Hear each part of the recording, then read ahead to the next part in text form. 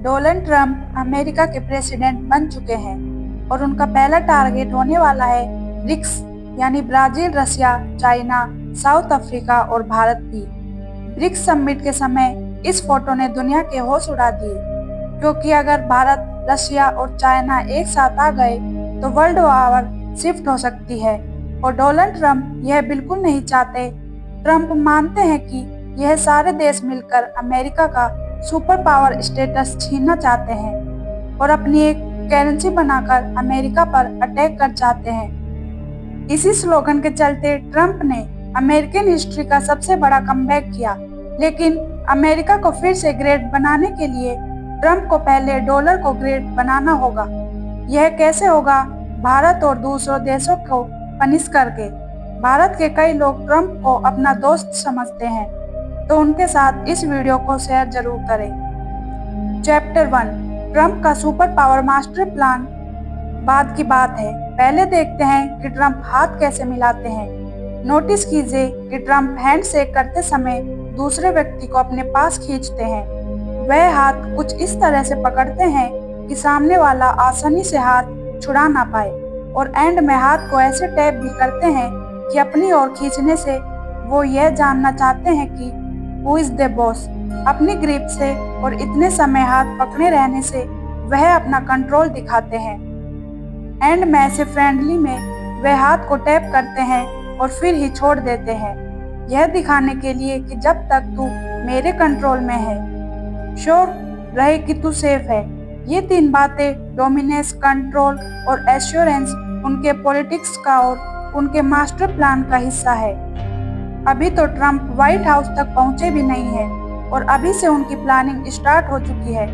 जो लोग Donald Trump को जानते हैं वो यह समझते हैं कि वो एक पॉलिटिशियन बाद में है, पहले वो एक बिजनेसमैन है, और एक बिजनेसमैन की सबसे बड़ी सुपर पावर होती है negotiation. Trump is the master negotiator.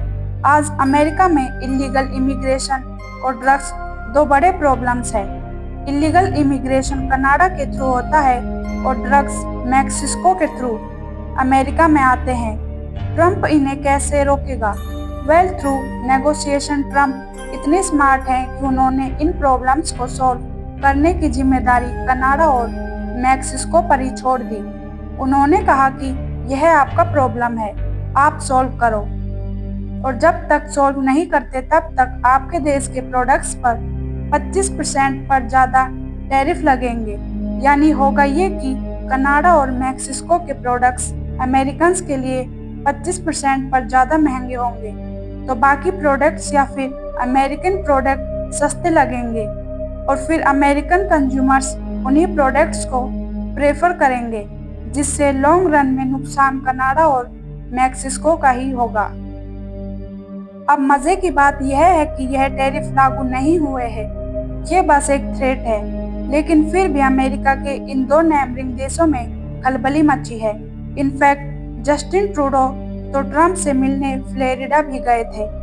Trump ने अभी से अपनी पावर दिखाना स्टार्ट किया है। जैसे कुछ दिनों पहले ट्रंप ने यह ट्वीट किया कि ब्रिक्स के देश डॉलर को छोड़कर दूसरी करेंसी यूज करने की बात कर रहे हैं। ग्लोबल लेवल पर आज ये एस्टेब्लिश हो चुका है कि अमेरिका के दो बड़े एनिमी हैं, रशिया और चाइना। अमेरिका एक फाइनेंशियल और मिलिट्री सुपर पावर है जो हमने आज दुनिया में ऐसा कोई देश नहीं है जो अमेरिका को टक्कर दे सके, लेकिन रशिया और चाइना एक साथ मिलकर एक ग्रेट जरूर बन सकते हैं। डी डॉलराइजेशन के जरिए चैप्टर 2D, जो डॉलराइजेशन का शब्द पिछले कुछ समय से आप यह शब्द बहुत ज्यादा सुन रहे होंगे। डी डॉलराइजेशन क्या है? 3 पॉइंट्स में समझते हैं कि डी डॉलराइजेशन यानी ट्रेड के लिए डॉलर का इस्तेमाल ना होना, रिजर्व करेंसी के तौर पर डॉलर यूज ना होना, और रिजल्ट अमेरिका का इन्फ्लुएंस कम होना। ये चार्ट देखिए, दुनिया के ऑलमोस्ट 60 पर फॉरेक्स रिजर्व्स यूज डॉलर्स में, बाकी के करेंसी आसपास भी नहीं आते। आज यूएस डॉलर एक वेपन बन चुका है जिसके बलबूते पर अमेरिका दुनिया की सुपर पावर है। लेकिन यह हुआ कैसे और दूसरों देशों ने यह होने ही क्यों दिया। एक टाइमलाइन के थ्रू समझते हैं। 1920 का समय था जब पहली वर्ल्ड वॉर खत्म हो चुकी थी और यूरोप बुरे कंडीशन में था। वॉर का डेंजर ब्रिटेन के साथ दूसरे यूरोपियन देशों को भी दिन रात टेंशन दे रहा था।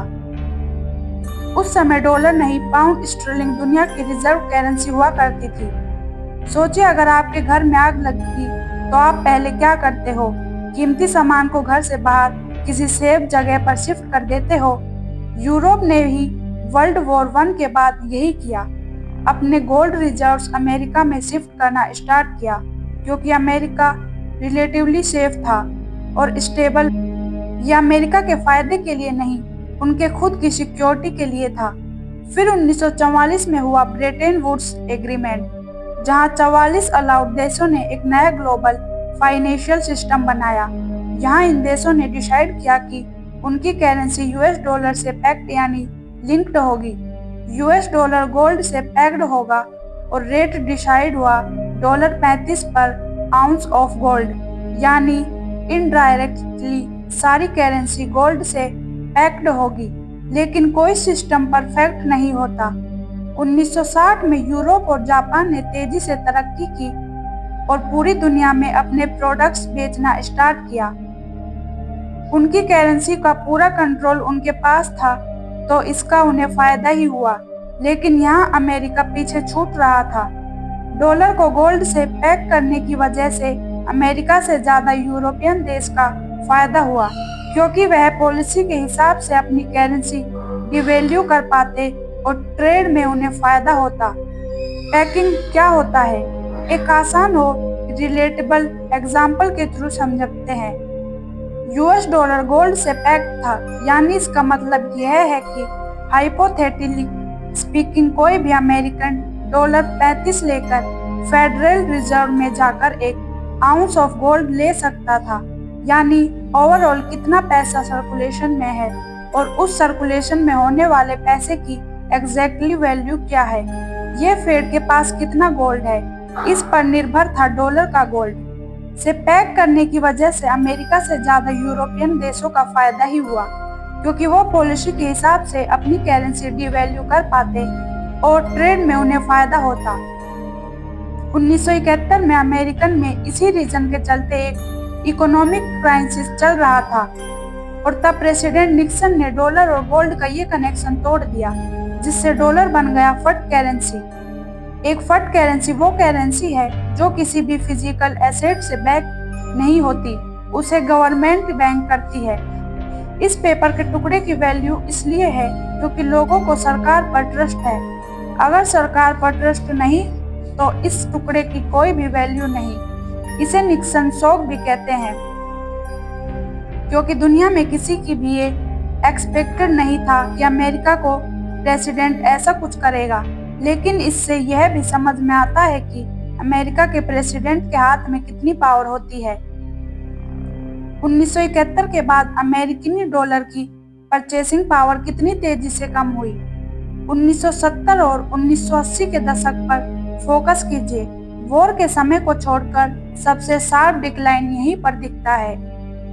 1981 तक अमेरिकन डॉलर ने अपना 2 से 3 परचेसिंग पावर खो दिया था।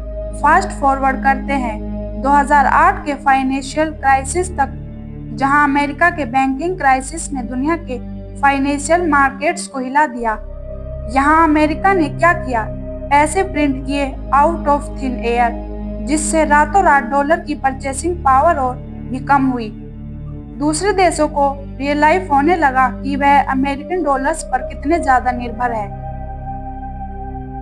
ये दुनिया के लिए पहला रिमाइंडर था कि डॉलर बहुत ज्यादा ओवरपावर्ड।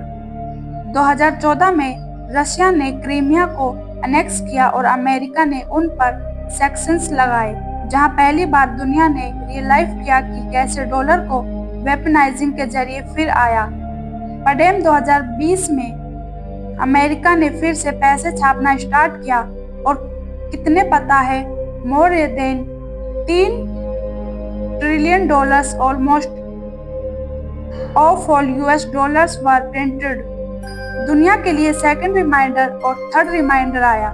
रसिया यूक्रेन वॉर के चलते 2022 में अमेरिका ने रसिया को स्विफ्ट सिस्टम यूज करने से रोक दिया। रसिया के पास 600 बिलियन यूएस डॉलर थे जो अमेरिका ने फ्रीज कर दिए। रसिया पर पाबंदी लगाई कि वो कोई ट्रांजैक्शन डॉलर्स में नहीं कर पाएंगे। ये मूव रसिया को आइसोलेट करने के लिए थी। यह चार्ट देखिए, जैसे ही वॉर शुरू हुई युआन और रूबेल में होने वाले ट्रांजैक्शन कितने बढ़े।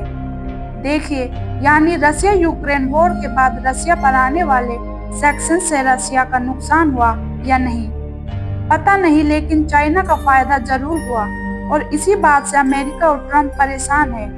मूल मुद्दा यही है कि चैप्टर 3 ट्रंप का जवाब। आज ट्रंप ने सारे ब्रिक्स के देशों को एक वार्निंग दी है कि उन्हें डॉलर ही यूज करना होगा। उन्होंने सारे देशों को कमिट करने के लिए कहा है कि वो कोई भी नई करेंसी नहीं बनाएंगे या फिर किसी दूसरे देश की करेंसी को बैक नहीं करेंगे।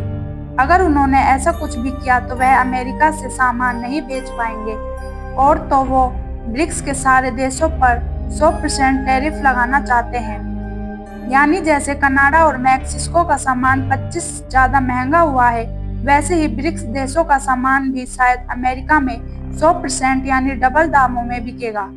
यानी डोनाल्ड ट्रंप चाहते हैं कि ब्रिक्स के देश उन्हें डोमिनेट करने दें, उनके कंट्रोल में रहे ताकि उनका ट्रेड सेफ रहे। ये उनके मास्टर प्लान में परफेक्टली बैठ जाता है।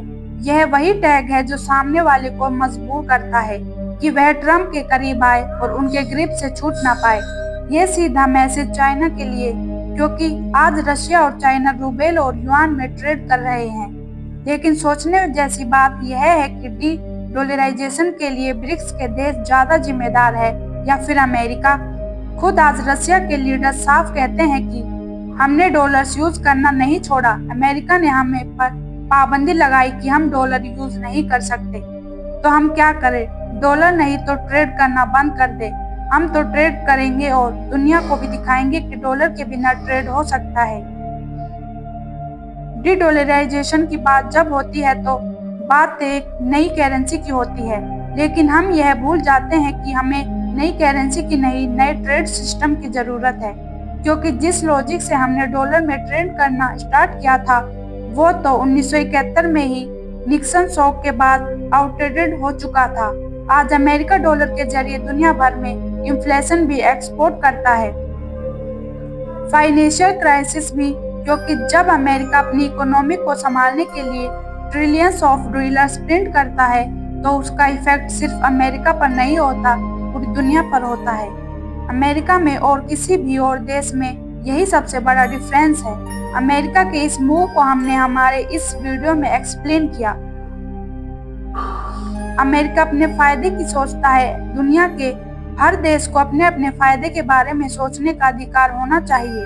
डी डॉलराइजेशन का सीधा कनेक्शन अमेरिका के सुपर पावर होने से है, क्योंकि आज जैसे रशिया चाइना के साथ युआन में ट्रेड कर रहा है, वैसे कल उठकर कोई भी देश कर सकता है। ये डर डोनाल्ड ट्रंप को परेशान कर रहा है। डोनाल्ड ट्रंप पावर में आने के बाद भारत को एक चांस मिला है अपने वेस्टर्न रिलेशंस वापस बेहतर बनाने का।